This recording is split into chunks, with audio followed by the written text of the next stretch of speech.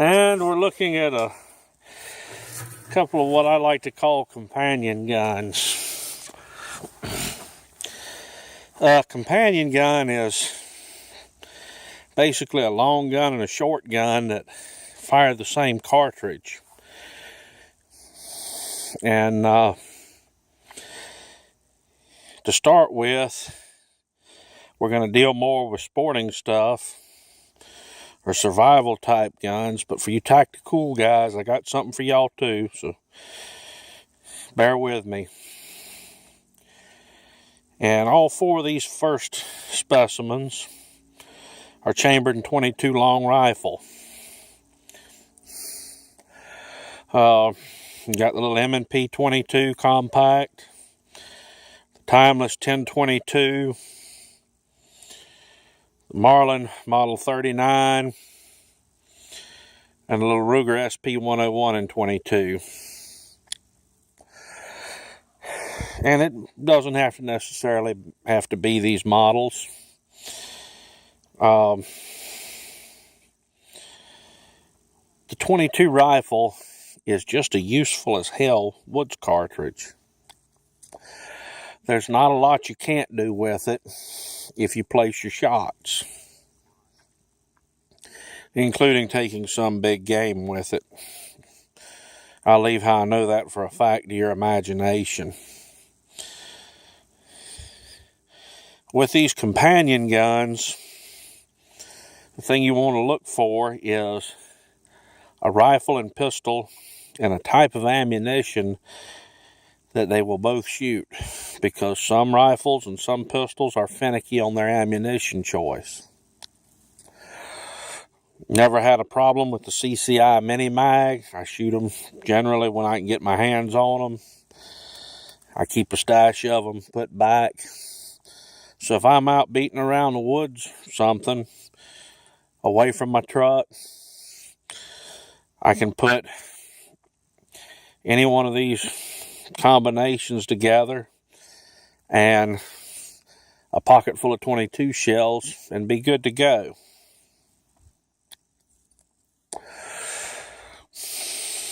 The next ones to look at, I've got a Ruger single 6. It's got a 5.5 inch barrel with a 22 Magnum cylinder and the little Savage bolt action 22 Magnum. The reason I like the Savage 22 Magnum, it was the only 22 Magnum I could find that made a left-handed bolt action. And a lot of companies in theory have tried to put together a 22 Magnum semi-automatic, but with the ammunition, the pressure varies so much that it's hard to get one that'll cycle reliably.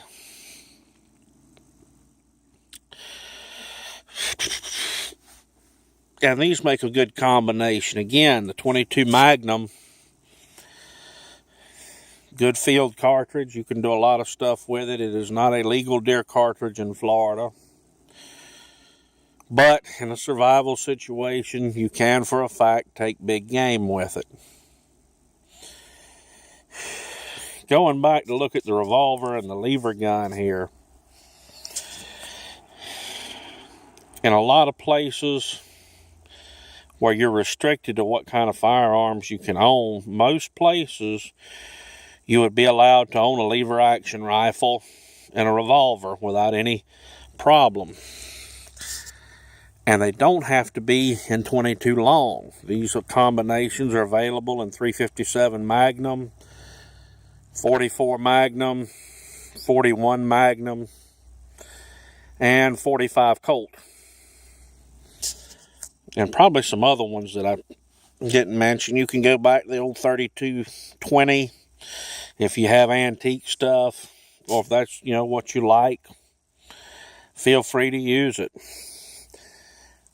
But what the companion guns are is they allow you to shoot one type of ammunition in two different guns and have a long gun and a short gun. Now, what I promised for my tacticool guys and gals. This is a little different because now companion guns, well, they may not all be long guns and short guns. We have my baby Glock and 40, the mid-size Glock 23 and 40, the full-size Glock 22 and 40, and folded up we have the little Kel-Tec Sub 2000. All of these use the full-size 40 caliber Glock magazines. Now the Kel-Tec's unfolded. So, with any combination of these guns, if I have full-size Glock magazines, and you can get these in 9mm, you can get them compatible with Beretta, SIG, Smith & Wesson, any flavor you like. Just mine happen to be set up for Glocks in 40 caliber. If you don't like 40 caliber, well, that's fine. Find something that meets your needs better. No problems, no hard feelings. This cartridge I just find meets most of my needs. The Glocks are pretty much stock, except for the square and compass on the back. The Kel-Tec I've made a couple of adjustments to. I took the back ring from an AR-15, or that would fit on an AR-15. Did a little metal working and fitted it to the recoil tube, I guess is what you'd call it, of the little Kel-Tec. Grinder and a drill press. That's all it took. And I put a 1-point sling on it. This gun folds up, and I showed some footage of it folded up for a reason. Where we can legally carry a gun,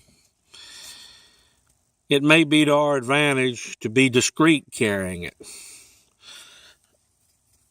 And got a friend of mine who shall remain nameless that from time to time takes kids on a church retreat.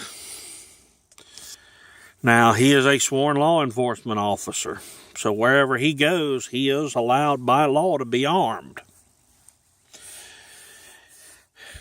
But in those cases, it may not be to his advantage that anybody sees him armed. And if something should break loose, it's preferable that we have a long gun of some sort over just our sidearm.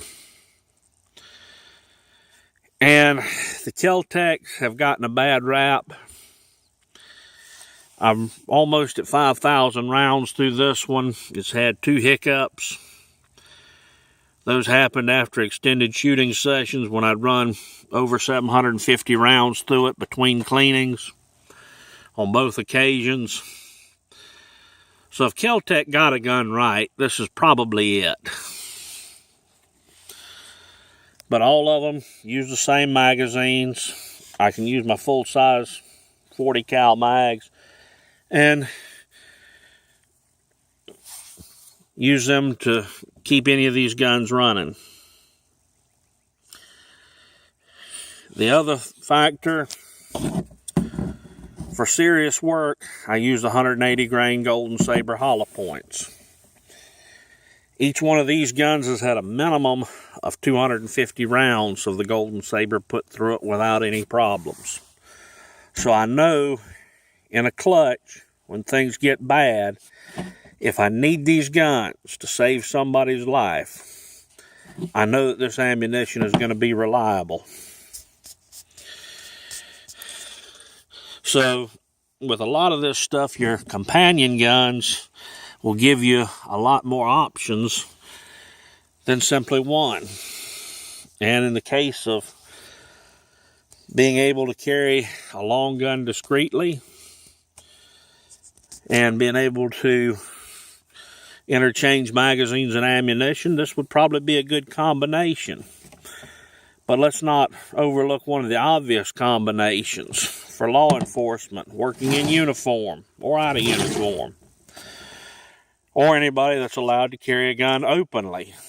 In Florida, unless you're hunting, fishing, attending a sporting event dedicated to firearms, or on private property where you have permission to be, you're not allowed to carry a gun openly. But the immediate combination is for law enforcement, security. Carry your full-size service weapon, whatever your backup magazine, your spare mags are for. Carry this smaller version to be its companion, because they'll run off the same magazines.